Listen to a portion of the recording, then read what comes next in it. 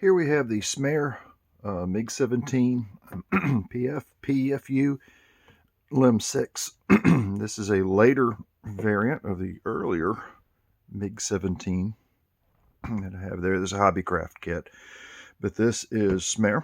I just got this kit in, and it cost me a grand total of $18 delivered from eBay.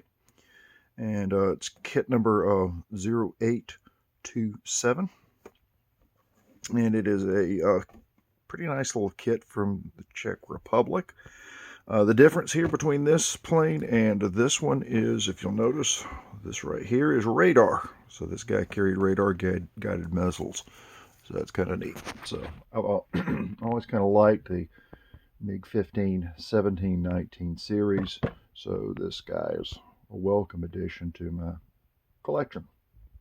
All right, so the box is an end open box, which I'm not particularly happy with, and it is very flimsy. Very, very flimsy. I've got a few Smer kits in my collection, and they all have these pretty flimsy boxes. There's a painting guide for one of the marking options on the back here. And the color callouts are in Humbrol enamels. You can see that there, and the marking options are also provided in color profile on the side of the box here for Egypt, Czechoslovakia, and the Polish Air Force. So there's that.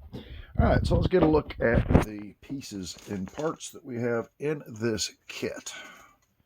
Okay, so first sprue is going to be some wings, and the first thing that you're going to notice is it has extremely heavy engraved panel lines, almost comical.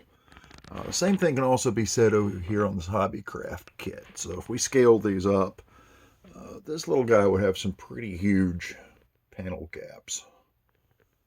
So you can have a look at some of the, the parts here. Some flash around some of the smaller pieces.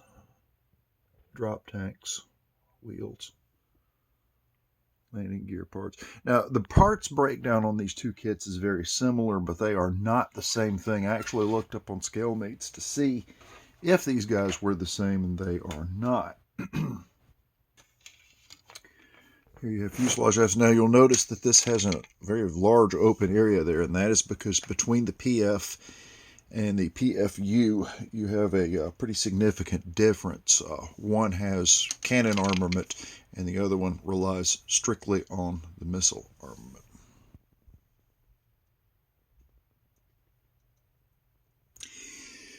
The cockpit area itself is made up of several parts. It's not a tub, so that will be for a construction video, which, surprise, surprise, I'm going to do on this kit. So you can see that second sprue there. And then, of course, the clear parts. Now, you'll notice that the clear parts here includes the instrument cluster, which is very, very interesting because this kit enjoys I should prepare myself better, a decal instrument cluster that you can use to put behind the transparent part.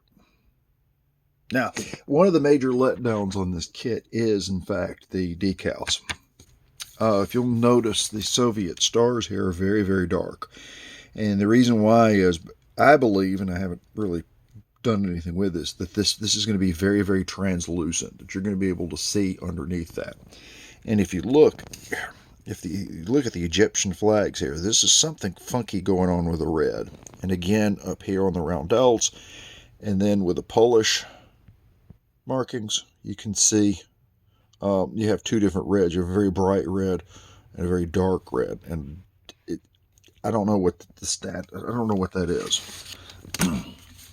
All right, so Smer's instructions, I need a vacuum. Smer's instructions appear to be pretty nicely laid out there. And you'll notice that the color callouts there for Humbrol. And this is going to be a challenge here to put enough weight in the nose of one of these guys to keep it from being a tail sitter. So, all right, it's a painting and marking guide for the PF for the Egyptian Air Force and a PF for the Czech Air Force.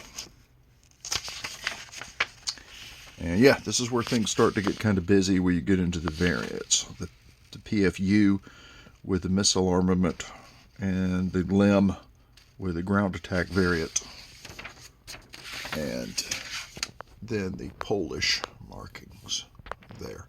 So what I'm going to do with this kit is, this is going to be part one. This is my,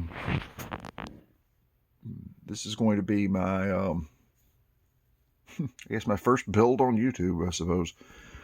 It's going to be a Smer kit. So I think what I'll do with my channel is make it kind of an island of misfit kits. Everybody can build a Tamiya, an Hasegawa, or a Revell, but I might start tackling some things like this Spitfire.